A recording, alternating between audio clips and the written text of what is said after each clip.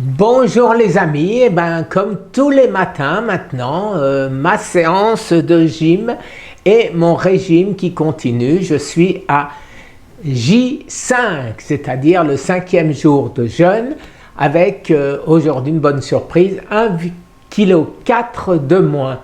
Alors aujourd'hui, de quoi est-ce que je vais vous parler? Du bicarbonate de soude. Est-ce que c'est un mythe? Est-ce que c'est une réalité? Est-ce que c'est une légende urbaine? Alors oui, le bicarbonate peut être extrêmement utile. Vous vous rappelez certainement de la petite Alicia.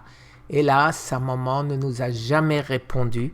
Je voulais l'envoyer voir Nicole Delépine qui soignait le sarcome d'Ewing à l'aide de bicarbonate, et c'est le traitement de Rosen. Je vous rappelle que je prends du bicarbonate depuis 2019 et que cette étude de NCBI date du 2 juillet 2021.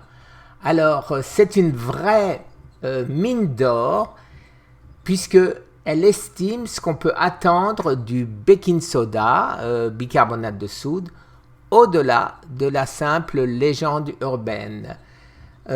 Cette publication illustre aussi l'intérêt d'utiliser les souris comme cobayes. Si je devais résumer, dans les conditions étudiées, le bicarbonate réduit l'apparition de métastases, les amis. C'est la table numéro 1. Elle prolonge un peu, hélas que de 10%, la durée de vie, la figure 4, mais il réduit de moitié le risque de réapparition des tumeurs excisées, la figure 3, mais n'empêche pas la croissance tumorale, d'où les 5 essentiels, les amis. Le bicarbonate paraît donc utile, mais atteint rapidement ses limites, à envisager en adjuvant de la thérapie métabolique à dose sûre, toxicité, et sauf contre-indication médicale, insuffisance rénale, maladie cardiovasculaire. Attention, j'en profite pour vous rappeler que la maladie MALA, c'est-à-dire la metformine, crée de l'acidose très importante et qui peut être mortelle. Je vous mets un autre article qui date de 2011, celui-ci, déjà le bicarbonate sur le cancer, ses effets. Alors, que dit la FDA aujourd'hui de tout ça? Eh bien, FDA approved, indication include. Cardiac conduction, QRS, je vous laisserai le livre. Mais par contre, je vais directement ici. Sévère primary lactic acidosis. Acidosis. Non, il n'y a pas de saucisse là-dedans. Alors, voilà, une première étude. Vous pouvez aller les voir sur PubMed. Voilà, c'est complètement gratuit. Une autre étude sur PubMed. Et une troisième étude sur PubMed.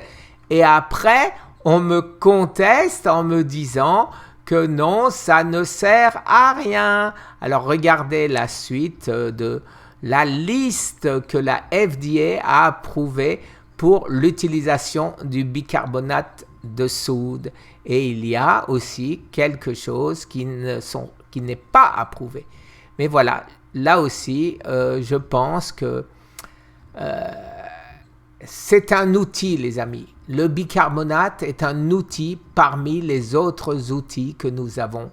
Et tout seul, il ne sert à rien ou pas à grand-chose, mais il faut l'utiliser. Il faut l'utiliser.